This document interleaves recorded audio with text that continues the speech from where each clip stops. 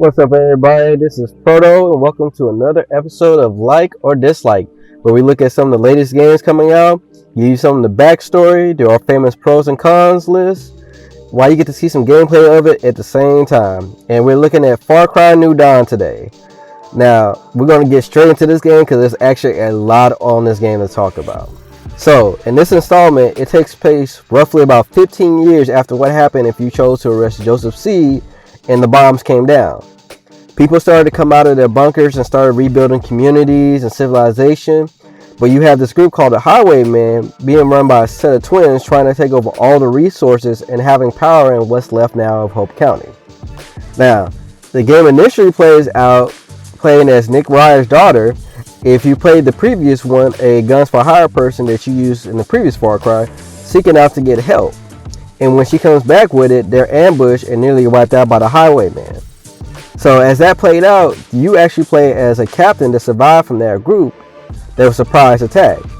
And you start to help push back the twins, and things are going good at first. Everybody starting to rally together with you, and then out of nowhere, the Highwaymen attack you so hard, you have no choice but to seek out help from Joseph Seed and the community that he has built in this new world. And I can already tell you, if you played the previous Far Cry, it's going to get weird when you go talk to him. So just be forewarned about that. And that's the premise of the storyline of the game there. I didn't want to dive into it too much beyond there because you know these Far Cry stories, they can go left or right. So I just didn't want to dive too much further into it. But I think you'll like it. Now, this game plays very similar to the previous one in the sense that it's an open map where you're able to go anywhere, do any mission you want to do. If you play the previous Far Cry, you're going to recognize certain areas, certain buildings. Some of the buildings are being reused. Some of the buildings are covered over by vegetation. But you'll be able to recognize them and you'll know what some of these things are if you play the previous Far Cry. Yeah, as far as the camp that you guys live on, you can upgrade this camp any way you want to using whatever upgrades you want in there. There's no permanent path that you have to choose where you have to upgrade this to upgrade this. You can upgrade whatever you want in the camp and then upgrade the camp itself. So that's one thing that I really like. Now, you will spend a good amount of this game scavenging for parts, plants to craft weapons, ammo, and vehicles. Now, the cool thing is once you unlock a certain weapon, you don't have to craft it again. You just have to get enough. Enough materials to craft it that very first time, including vehicles. Once you unlock it, it is yours. They have the guns for hire and the ammo for hire back in this one again. You'll be able to use some of the previous guns for hire, but you also have some new ones. And they actually updated them, gave them a new look on it. In a sense where as they get kills, they unlock new abilities that they can use. And that can definitely come in handy. Depending on the typical gun hire fighting style, the new abilities can really give you a hand. Like one of them that I've used, I've unlocked the ability now that she can throw dynamite out. So she'll shoot a couple of rounds, and if somebody's hiding, she'll throw dynamite, and the dynamite will either kill them or make them run out. And that really comes in handy when you're trying to flush out enemies, or if you got a bunch of enemies coming on vehicles, she'll just throw dynamite at them. So that's a change that I definitely really like. Some of the old games for hire are still alive in this world, and I kind of like how they play them out in that sense, because even with things going on, things have been going on, things have changed, and they've all aged, and they're all dealing with different issues. Now, some of the old guns for hire, you can recruit them, and they can run certain areas of your camp. So I thought that was pretty cool. Now, the animals in this one, they are, I'm saying nicely, they are extremely aggressive. I don't want to say what I really want to say because I don't want to have this video flagged, but they are extremely aggressive in this game. They do not care what you're doing. They will attack you with everything that they got. Even if you're having a conversation with a storyline character that you're doing, they will attack you. I literally had a cougar attack me while I was talking to an NPC to get a mission I need to, and the cougar ended up killing me. And I just couldn't believe that. I was like, usually, they wait until you're done, then they attack you. No, they don't care. They will attack you regardless now. And then on top of that, you have mutated versions of certain animals, and they're like super strong. So you have to find out what their weakness is and hit them. And they don't play around either. And that's going to lead into another big thing about a change in this game. Every enemy, weapon, and vehicle has a ranking system now. So depending on what rank it is, that lets you know how strong your weapons or what you're using. So let's say you have a tier 1 rank weapon and you're going against a tier 3 or tier 4 enemy. You're going to be able to hurt them, but that tier 1 weapon is not going to cause as much damage as a tier 3 or tier 4 weapon. Now, in that same token note, if you got a tier 4 weapon against a tier 1 enemy, you're going to rip them to shreds. So definitely keep that in mind when you're attacking enemies, when you're planning out assaults. Make sure you got weapons that can decently cause some damage, or you can OP them. Because if you can't, you definitely gonna have a fight in your hands. And with that leads into a new mode they came out with, this one called Expeditions, where you actually have brand new areas where you go into. And part of it is you have to steal this package of rare supplies that the Highwaymen have. Now, the thing I think is real cool about this, you basically get dropped into the area. They tell you look for this certain area, this pink smoke or whatever, and you go get it. There's no matter what way you can play it. You can do it all stealth. You can go guns loud, however you want to play it. Now, it's not going to be a cakewalk. And show you some gameplay right here. It is not easy. It's fun, but it's not easy. Once they know you there, they just keep coming after you relentlessly. And then after you get it, you have to wait until the helicopter comes in to come get you. Like, literally like Arnold Schwarzenegger. You have to wait for the chopper. Guy had to get to the chopper. I know that's corny, but I had to put it in there. But it's really a good change of pace because, like I said, it's a completely different scenery. It's somewhere new. And I generally liked it. I thought it was pretty nice to do that. Now, another change they did with the outposts, you can actually take over outposts like you did before, but you have an option where you can scavenge them for materials. And what it does is you basically take everything that's valuable there and then you abandon it. But what happens is the enemy comes and they take it over. When they do it, they make it stronger. So you can take it over again, but this time you have to deal with stronger units, stronger enemies. They can call for stronger backup, but they have higher rewards. So it's kind of a risk reward if you really want to scavenge it, because they tell you what it'd be worth if you scavenge and if they come back stronger. But once again, that goes back into the tier 1 weapons, tier 2 weapons, because when you do it, it goes up to like 3 stars. So make sure you have good enough weapons to go back to retake it. Now, the perk system and the challenge system are back as well. You have some new and old perks that play into it well, and you have some special perks that come up, and I don't want to talk too much about them, but you'll see them when you get to a certain part of the game. Now, they do have microtransactions for certain weapons and materials in this game, so definitely be forewarned. You can actually find the currency for microtransactions out in the world when you're scavenging for supplies. But in my opinion, you really don't need to spend the money to get these weapons. That's only if you're just a completionist and you want all this. Now, unfortunately, driving still sucks in this game. It's difficult to drive sometimes. The auto drive that they had in the previous one that worked extremely well doesn't work that well in this one. And then on top of it, you can't change the view. You can only see first person. So you can only see what's in front of you. And it's hard when you're trying to turn, and it can be difficult.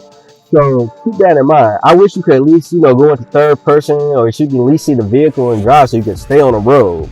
And what sucks is you have certain missions that require you to drive a vehicle, and they are generally fun, but it sucks because the driving controls suck. So it's hard to even enjoy the driving missions.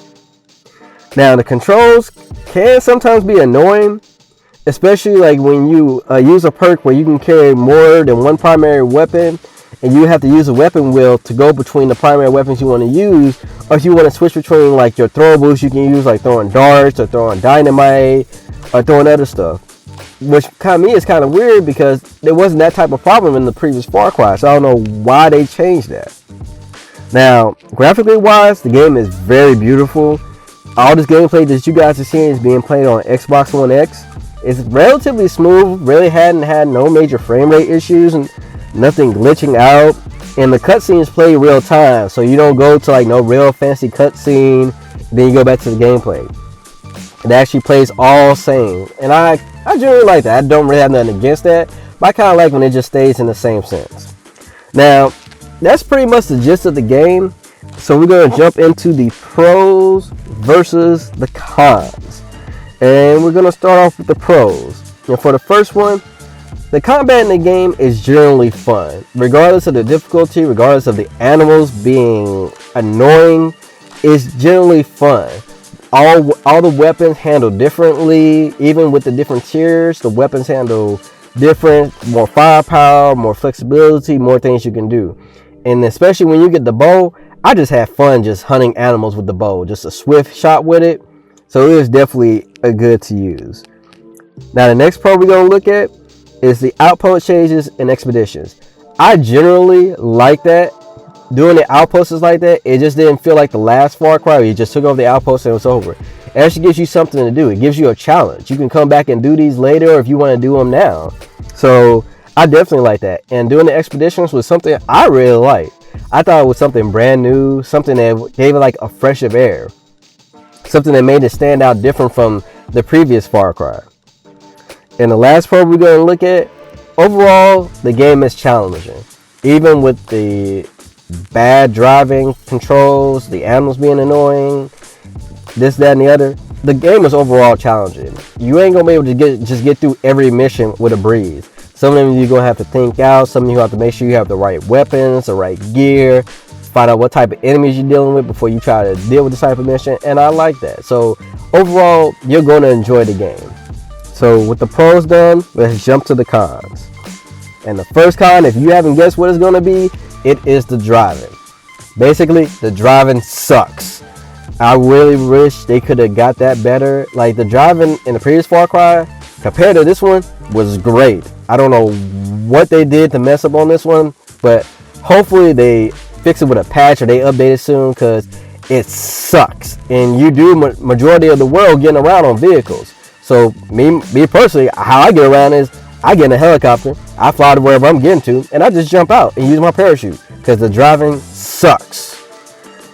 Alright, so done with that small little rant. Next con we're going to look at is the animals.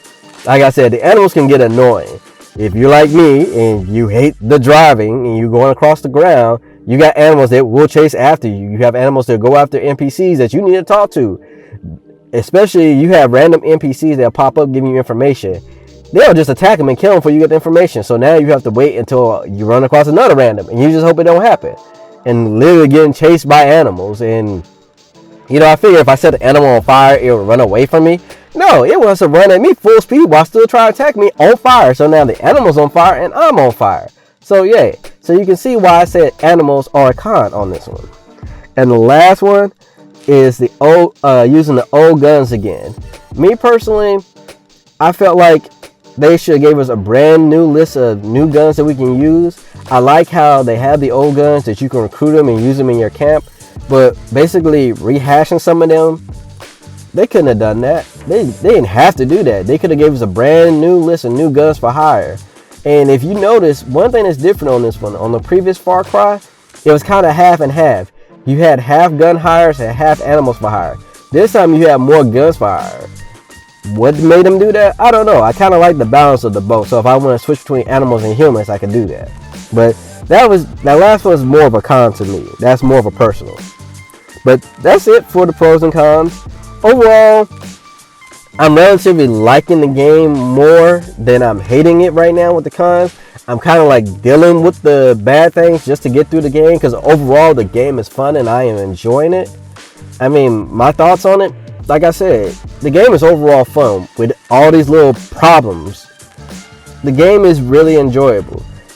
Me personally, I wish it kind of would have went with a whole new area, a whole new map. Because like I said, if you played the previous Far Cry, you know this area, you know this map more or less, you know what's around. So I wish they would have went with a different area, but that's just me. But that's overall the game. Let me know what you guys think in the comments. Did you guys enjoy it? Did you hate it? Are you thinking about getting it? Does this video lead you guys more into wanting to get it more now? Let me know what you guys think in the comments. If you haven't already subscribed, make sure you hit that subscribe button. We post videos of things going on in the gaming and tech world, do reviews on some of the latest games and tech that's out to help make sure you're getting the most for your money, do top 10 of the newest games coming out every month, and so much more. Make sure to follow us on our Facebook, IG, and Twitter pages so you can keep up to date with what's going on with us here at the Average Gamer Crew, or if you want to reach out to InfamouslyTy or me here. We love talking about gaming, and don't be afraid to hit us up about it. Catch us streaming on Twix and Mixer. You can catch InfamouslyTy on Mixer and me on Twitch. And this is Proto, and I'll catch you guys in the next video.